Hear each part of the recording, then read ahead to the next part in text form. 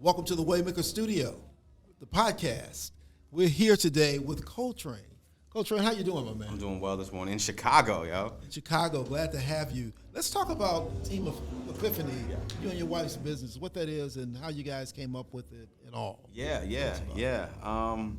So I started my agency 19 years ago. It will be 20 years next year in January.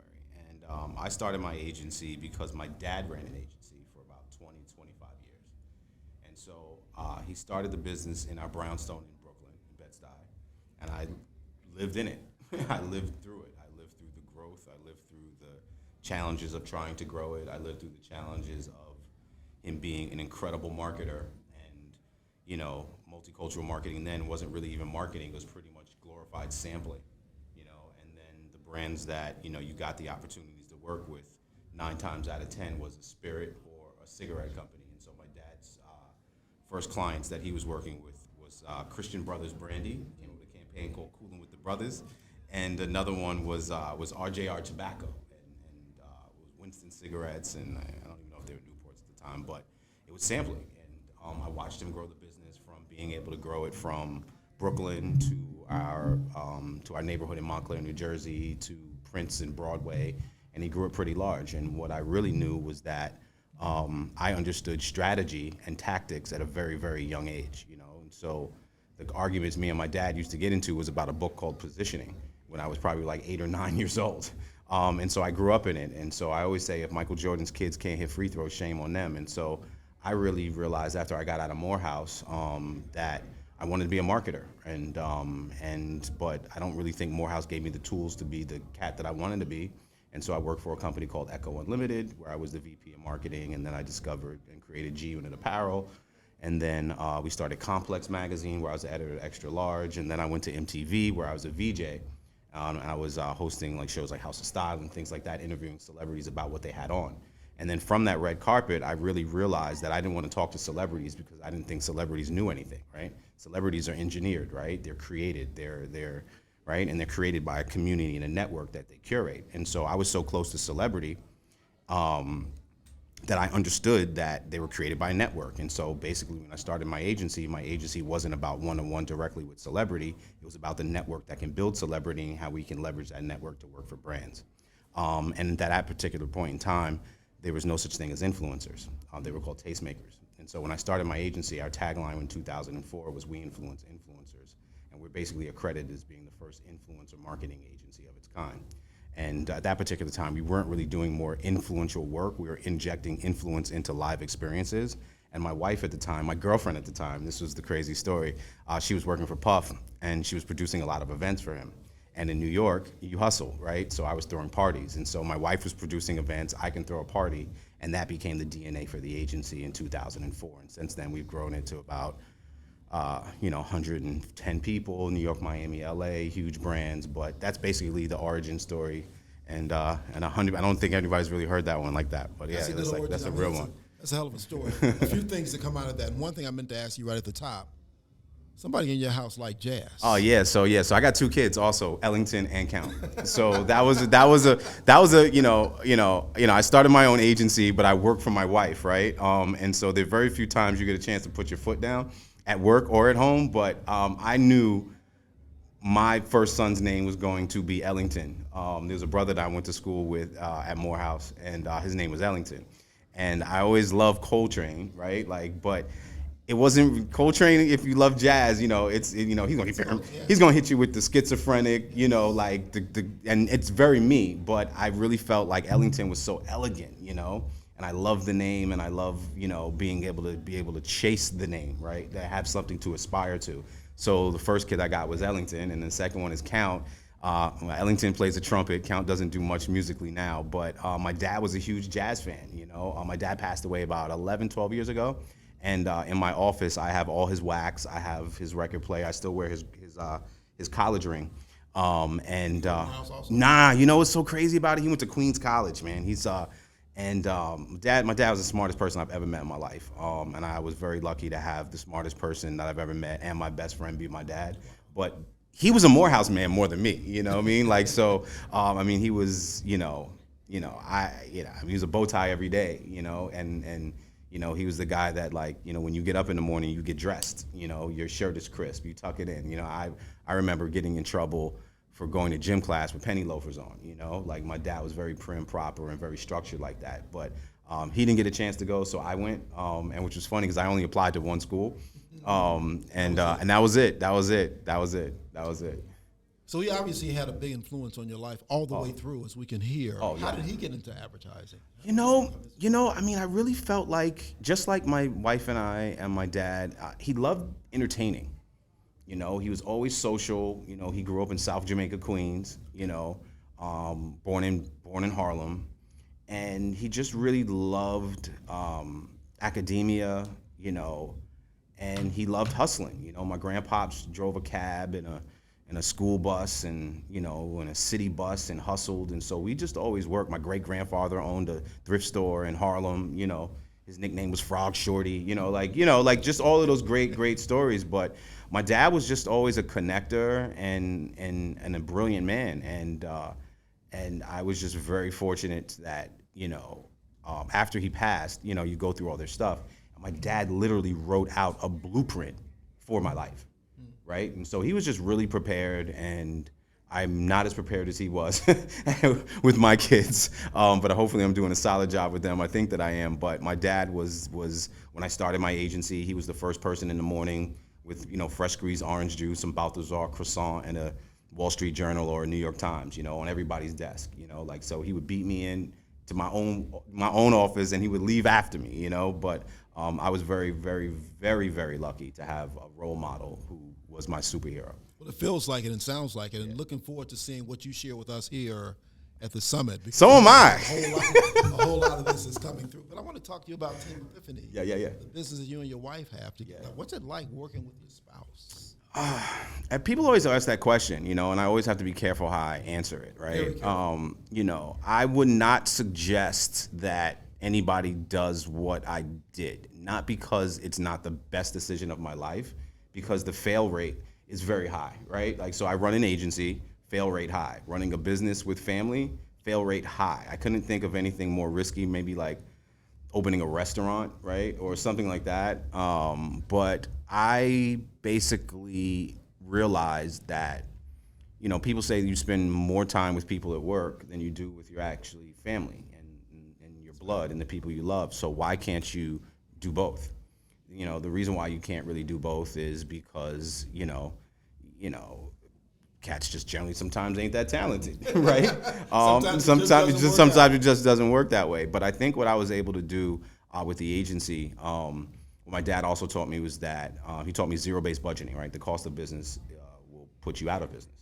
And so for the first 9 years of my agency, we didn't have our own office space. I basically bartered hours with bigger holding companies and worked out of their offices until we got to about 43 people. And then when I had those spaces, you know, the one thing, even if I had the money at that particular time in 04 and 05 and all the way through 09, I couldn't afford an office space in New York City.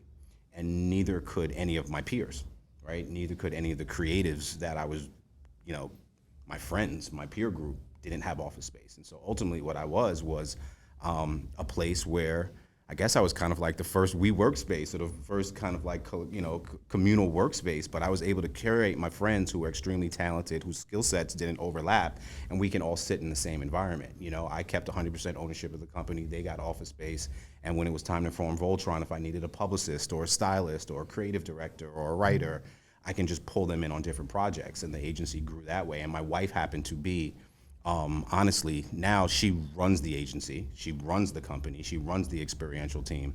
But she was just somebody that, like, when I met her, I told my best friend when I was with her that I was going to marry her. And we were like in Miami, no, we were in LA partying our face off. And like literally I pop up and be like, I'm going to marry her, you know? And he was like, what? All right, cool, bro.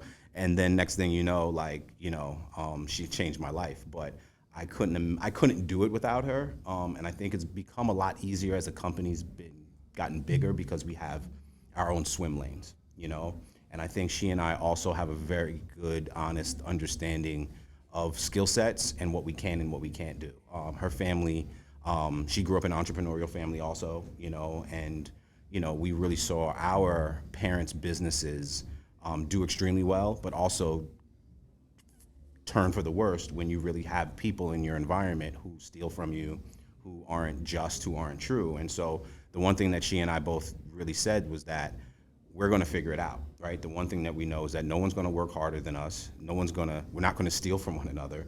And that was basically the bedrock for the agency. It was just incredible amount of trust. And so since then, I probably would say we probably have 15 people at the agency that's been here longer than 10 years. We probably have 10 people who's been at the agency longer than 15 years. It's because we're a big family, Like I have people at the agency who came to New York single, met their significant other, had children, moved to other states, opened up offices for us there. So for me, I think business, the best byproduct of business is community and family. And so that's part of our value set. And so for me, I've never been a P&L chaser, right? Like, yes, I have to make money. Yes, I have to, hit payroll every month and do all those other things at businesses. But I think we are defined by things that are a little bit more important than just how much money we make. I want to talk about that a little bit more about business because we had I do a radio show here in Chicago on WVON, and this morning we were talking about the amount of money that flows through, amount of spend that black people have. Oh.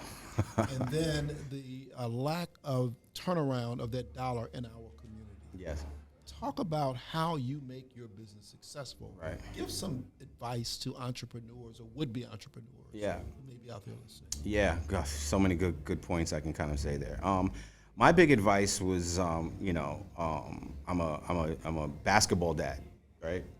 And a lot of times when I talk, I always use sports analogies. So sometimes when I lose folk when I talk about it, but like basketball is, I think, a good analogy for business, right? Like I believe basketball is a beautiful art, like ballet. I think basketball is also very, very simple and very basic. Keep the man in front of you, right? When you defend and you're defending the ball carrier, if you don't keep him in front of you, it creates all types of other different problems for everybody else. And so that's our philosophy. We take off, we bite what we can chew. We understand what we're great at, and we stick to that. And I think that's probably been, the secret to our success is that we didn't get too big, we didn't get too small. We were very even keel, and it's kind of cultural for my wife. My wife is Chinese, and so literally it's very cultural for her, right?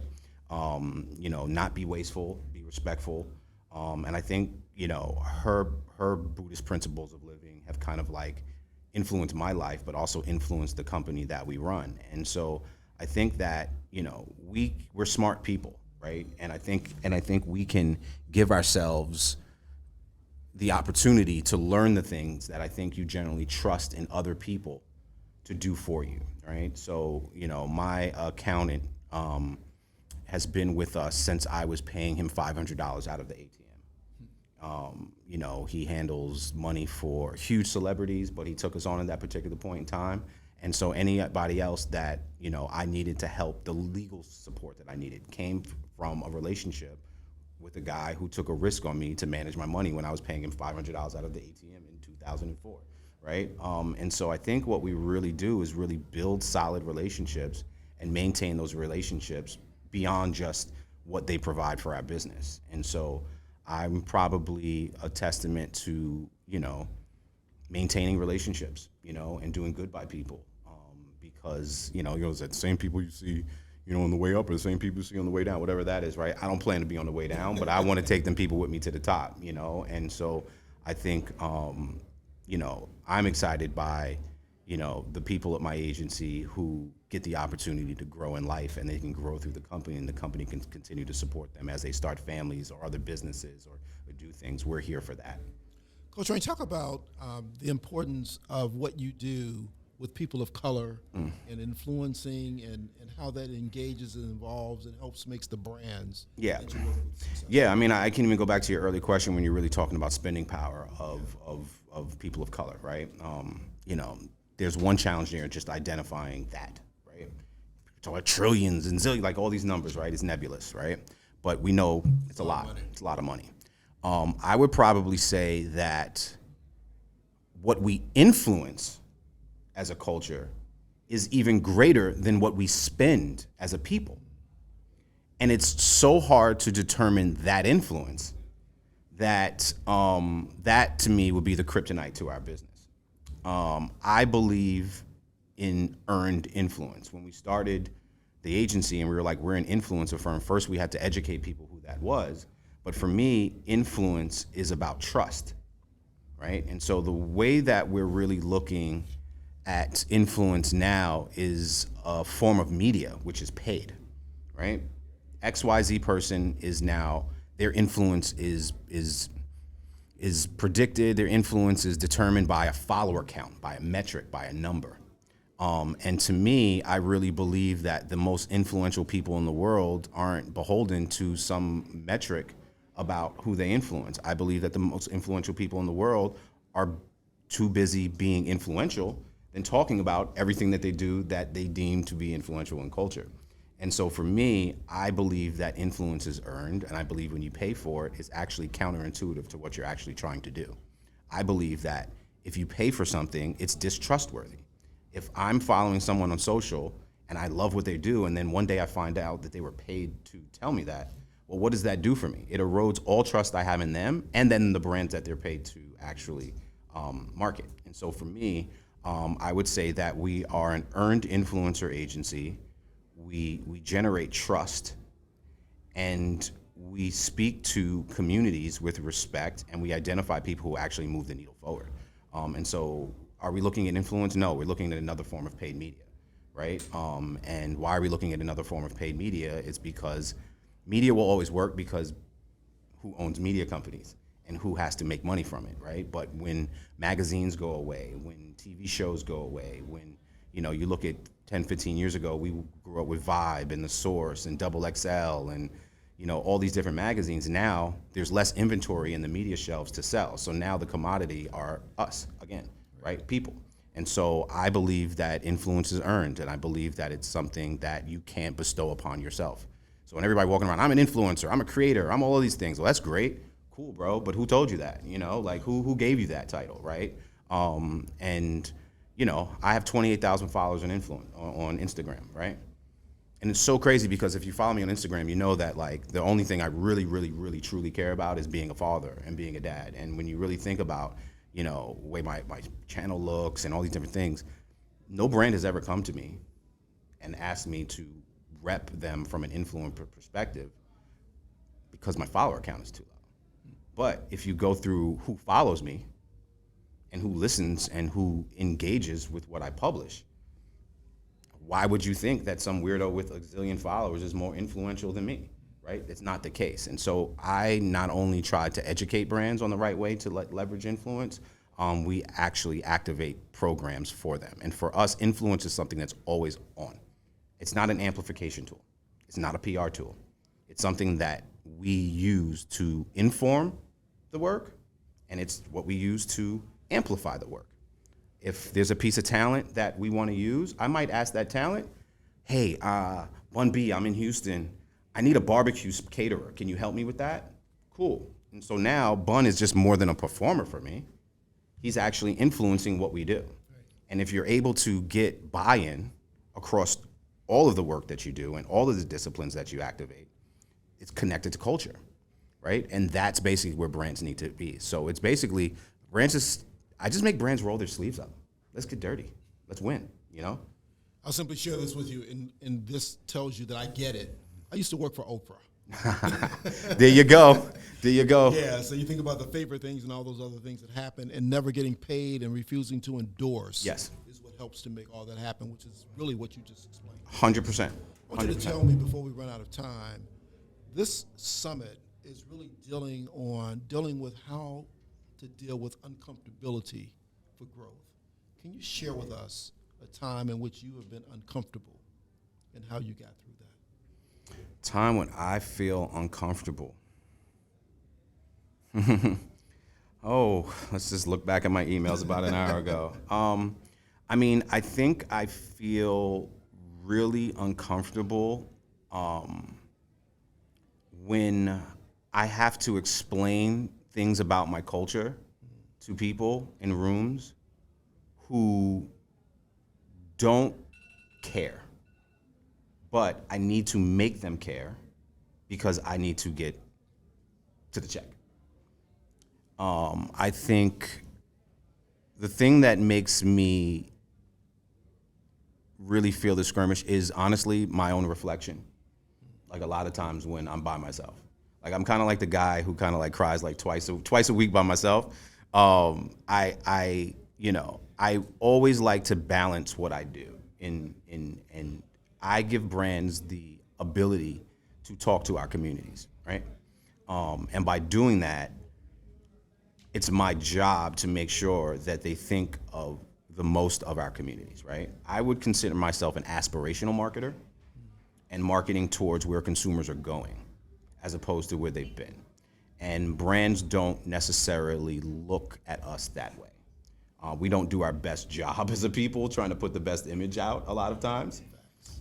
So we're probably, the own thorn in our side at times. Yeah. But what I have to do is paint this picture of aspiration for brands that don't necessarily want to or have to, because going back to that spending power, we're always going to consume regardless, right? So, you look at a brand, it's like, it's always fun.